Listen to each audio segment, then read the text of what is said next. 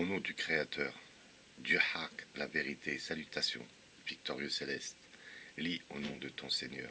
Je vais passer des revues et des infos à la frappe sismique. Sur la signification occulte du terme COVID, une incursion succincte dans la reconnaissance de la forme.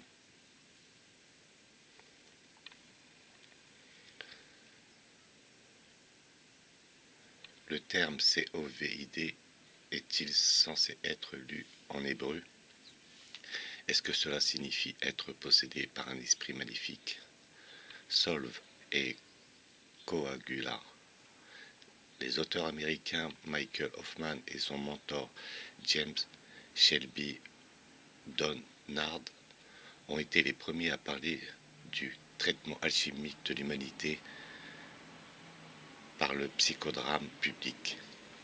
Selon les deux chercheurs de l'occulte, l'objectif premier des alchimistes médiévaux et des initiés des sociétés secrètes qui continuent dans leur tradition n'était pas la transmutation du métal, mais la transformation de l'humanité. La recherche de l'or n'était qu'une couverture pour un vaste programme social qui comprenait l'abolition de la monarchie, l'anéantissement de l'Église et de la reconstruction du monde selon non pas la loi naturelle, mais la volonté de l'homme. L'exactitude d'une telle interprétation est soutenue par Manly P. Hall, franc-maçon et occultiste extraordinaire qui, dans son livre « Les adeptes de la tradition ésotérique occidentale », a écrit ce qui suit. La tradition alchimique contient tous les éléments d'un programme mondial d'illumination et de réforme. Il suffit d'une connaissance superficielle de la philosophie et de la littérature de l'alchimie pour se rendre compte de l'ampleur de ce projet caché.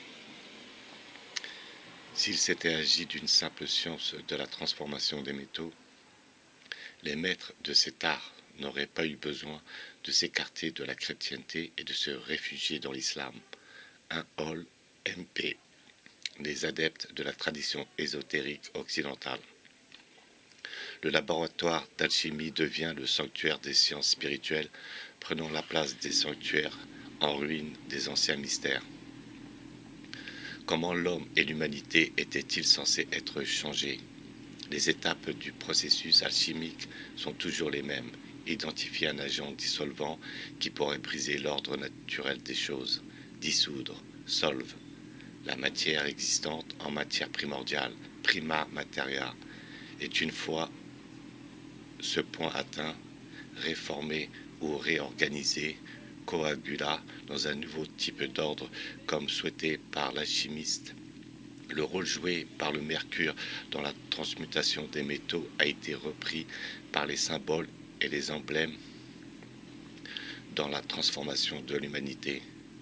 Selon Hoffman, les symboles s'adressent à l'inconscient par l'utilisation de ce qu'il appelle le langage crépusculaire, défini comme un système de communication subliminale autrefois universelle utilisé en Égypte, à Babylone, dans le sous-continent indien et chez les Aztèques, composé de nombres, de mots, archétypes et des symboles qui, à notre époque, sont parfois intégrés dans la publicité moderne et dans certains films et musiques.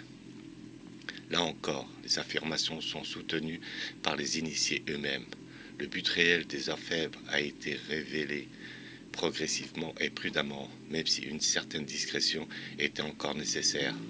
Le mysticisme de la chimie, ses associations kabbalistiques, son implication dans l'astrologie ésotérique et sa dette envers l'apprentissage des peuples anciens et des pays lointains a pu devenir évident. La tradition secrète de la chimie, avec sa science divine, de sa régénération et de la rédemption de l'homme, était indiquée par l'utilisation élargie et étendue de symboles et d'emblèmes. Une fois que nous comprenons que le but final des sociétés secrètes est de leur initier et de remplacer Dieu et que la méthode employée pour atteindre ce but est le solve et coagula alchimique, la décomposition du monde créé par Dieu et sa reconstruction selon la volonté de l'homme, une série de tendances actuelles et d'événements historiques commence à prendre une toute nouvelle signification. Manly Palmer Hall a ouvertement déclaré que le travail des alchimistes avait pour cible principale le niveau social. Pourquoi ? Parce que selon la Genèse 1:26, l'humanité est la couronne de la création, étant faite à l'image de Dieu.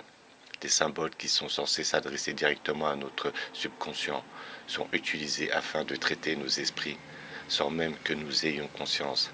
C'est pourquoi Hoffman déclare explicitement: le traitement alchimique des humains est effectué avec des accessoires du temps et de l'espace. Ce qui se passe rituellement dans une série de lieux significatifs peut tordre la réalité. Comment la réalité est-elle tordue ? En plaçant des accessoires rituels dans des lieux de cérémonie.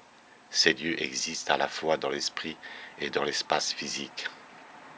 Ce besoin de placer certains symboles dans le temps et l'espace crée une opportunité d'identifier certains modèles dans le travail rituel.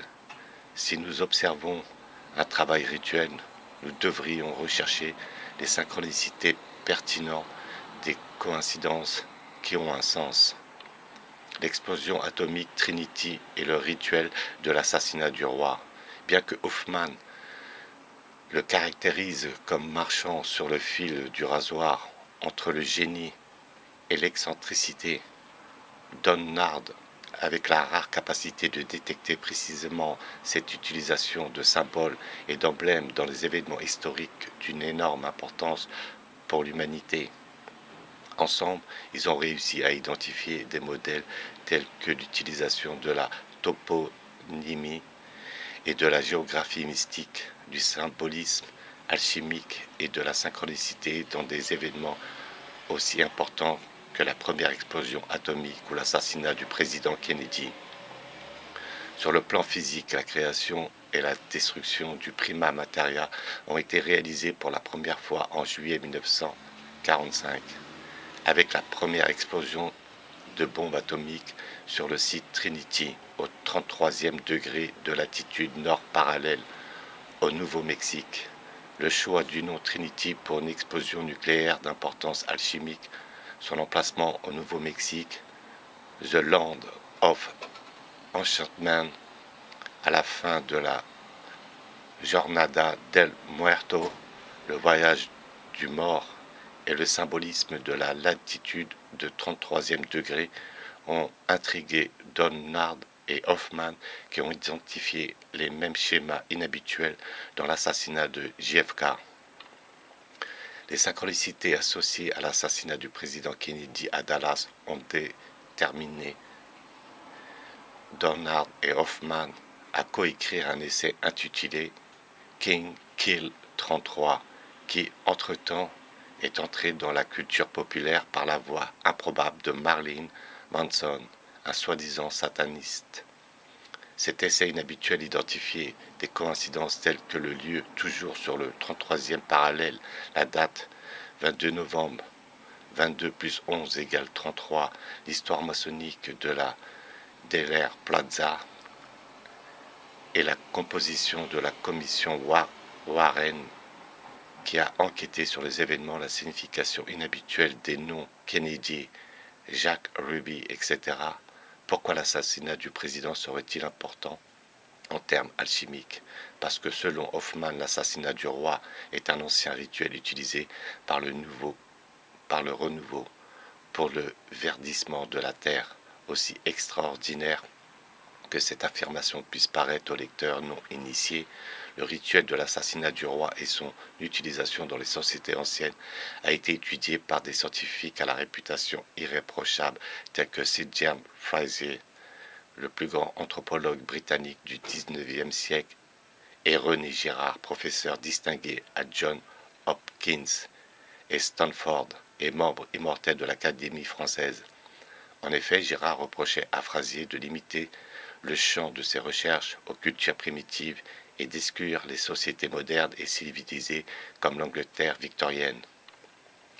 D'autres synchronicités liées à Trinity et l'assassinat d'un roi à l'Est, bien qu'exceptionnelles à bien des égards, les connaissances de Donnard et Hoffman en matière de reconnaissance de forme sur la sémiotique de la première explosion atomique ne racontent qu'une partie de l'histoire.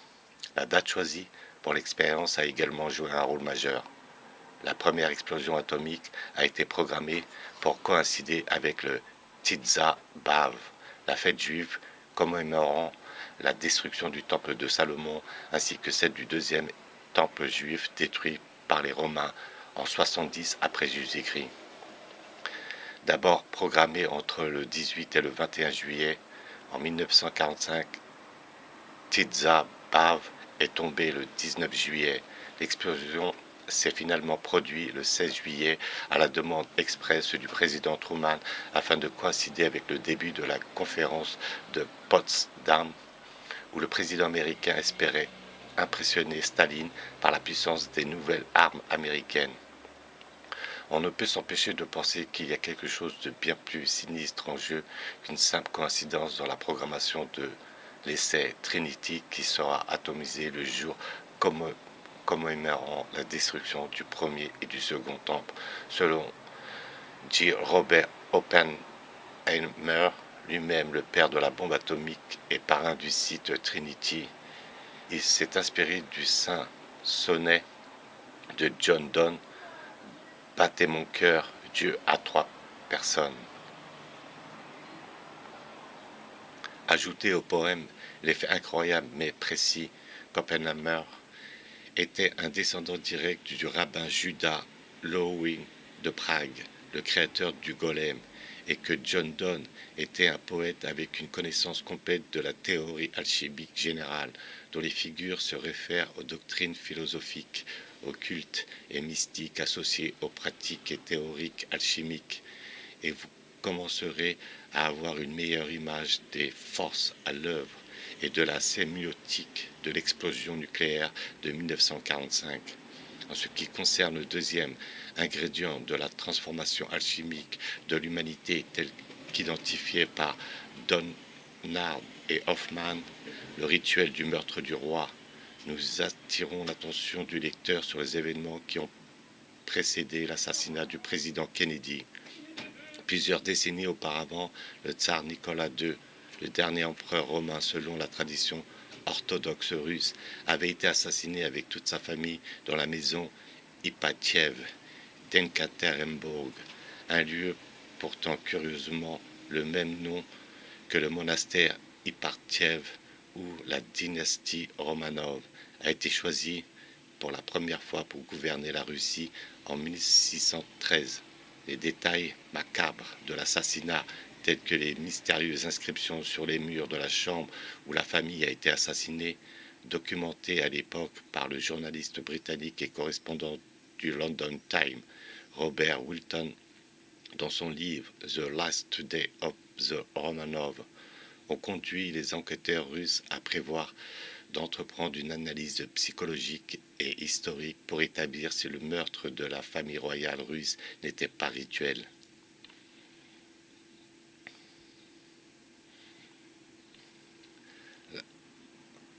Comme dans le cas de Trinity, je voudrais apporter ma propre contribution à l'enquête en observant que le meurtre a eu lieu la veille de Tisza B'Av en 1918, encore un cas où le nouvel ordre mondial, la date et le lieu montrent toutes les coïncidences qui ont un sens. Dolly, la brebis, et COVID, la maladie. Mais peut-être que ces étranges synchronicités appartiennent au passé. Dans mon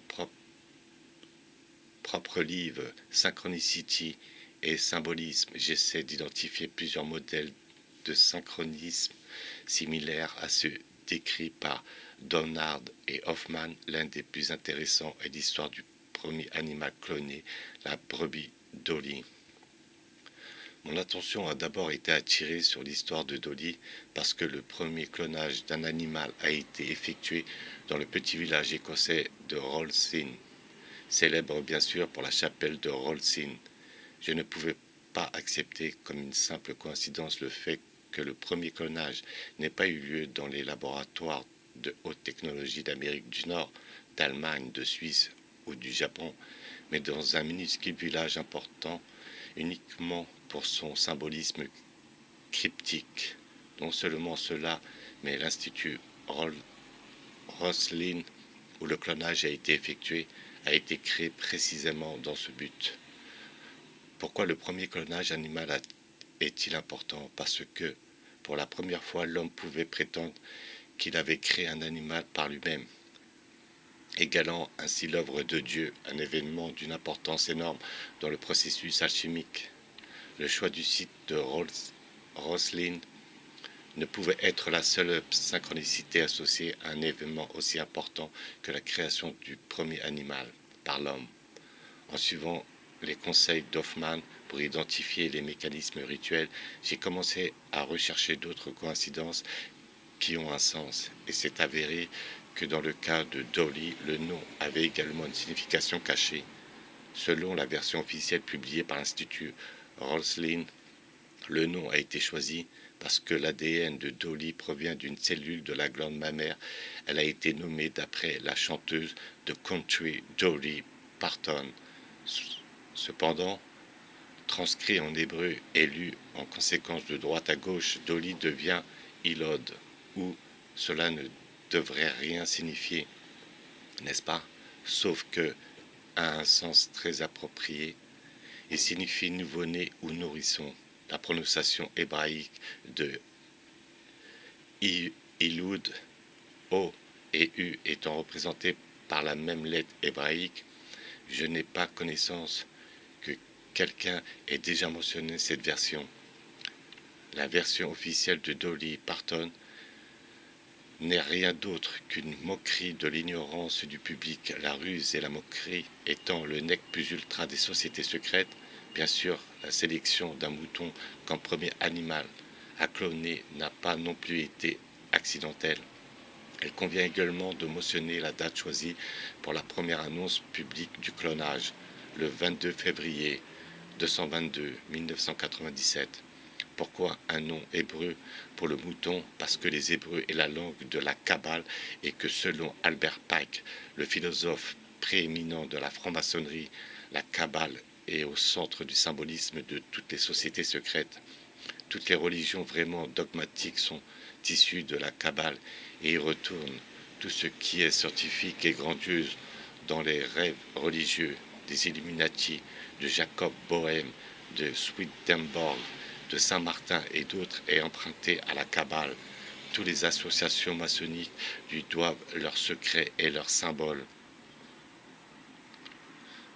Pour revenir à l'actualité, le 11-02-2020, le directeur général de l'Organisation mondiale de la santé a annoncé que la nouvelle maladie causée par le coronavirus est précédemment appelée par différents noms comme SRAT-2 ou pandémie de coronavirus sera appelée COVID-19. Passons maintenant au coronavirus. Tout d'abord, nous avons un nom pour la maladie, COVID-19. Je vais l'appeler COVID-19. Selon les directeurs convenus entre l'OMS, l'Organisation mondiale de la santé animale et l'Organisation des Nations Unies pour l'alimentation et l'agriculture, nous devions trouver un nom qui ne fasse pas référence à un lieu géographique, à un animal, à un individu ou à un groupe de personnes et qui soit également prononçable et lié à la maladie. Avoir un nom est important pour éviter l'utilisation d'autres noms qui peuvent être inexacts ou stigmatisants. Cela nous donne également un format standard à utiliser pour toute future épidémie de coronavirus. Depuis lors, tous les médias partout dans le monde ne cessent de répéter le terme dans une sorte d'invocation rituelle. COVID. COVID est censé être un acronyme provenant de Coronavirus Disease et de l'année où il a été enregistré pour la première fois, 2019. Cependant, que se passe-t-il si nous étudions ces OVID selon l'algorithme Dolly-Elod mentionné ci-dessus? Il y a de fortes chances que les lettres hébraïques inversées ne renvoient à rien de significatif, n'est-ce pas? Après tout, Dolly n'est peut-être qu'une étrange coïncidence. Eh bien, coïncidence ou non, selon la même règle, COVID devient divok, transcrit comme en hébreu, et cela signifie en fait quelque chose. Cela signifie la possession par un esprit maléfique. Le mot est transcrit en anglais comme dibok, B et V, étant représentés par le même caractère hébreu, bait. Pour mieux comprendre ce qu'est un dibuk, nous allons nous soumettre à une autorité non moins importante que le professeur Yoran Bilou, professeur de sociologie et d'anthropologie à l'Université hébraïque de Jérusalem et lauréat du prestigieux prix Israël 2013. Selon Bilou, le terme dibuk était utilisé dans les cercles mystiques juifs pour désigner l'esprit d'une personne morte, un pécheur notoire de son vivant qui prenait possession temporairement d'un être humain. Être possédé par un dibuk a toujours été conçu comme une affliction ou une maladie, et l'agent possédé un intrus étranger et dangereux qui doit être expulsé. L'exorciste était toujours un rabbin vénéré qui confrontait l'esprit à diverses mesures de nature religieuse utilisées dans un ordre fixe et graduel. Citant les travaux du célèbre kabbaliste Gershom Scholem, Bilou souligne que les dibuk, les démons ou les âmes maléfiques possédaient quelques créatures malheureuses ou mentalement malades. Les dibuk semblent viser surtout les femmes et les enfants. L'intensification émotionnelle ou l'éveil dont sont des conditions préalables à une telle possession démoniaque, conclut Bilou. Être possédé par un dibuk laisse la victime comme un objet passif temporairement dépourvu de conscience de soi et sans contrôle de soi vis-à-vis de deux autorités extérieures, l'esprit possesseur qui a privé le possédé de son identité individuelle et le rabbin exorciste qui a contraint l'esprit à partir. Les dibuks sont des motifs récurrents dans le folklore juif ainsi que dans l'art, des films et les pièces de théâtre.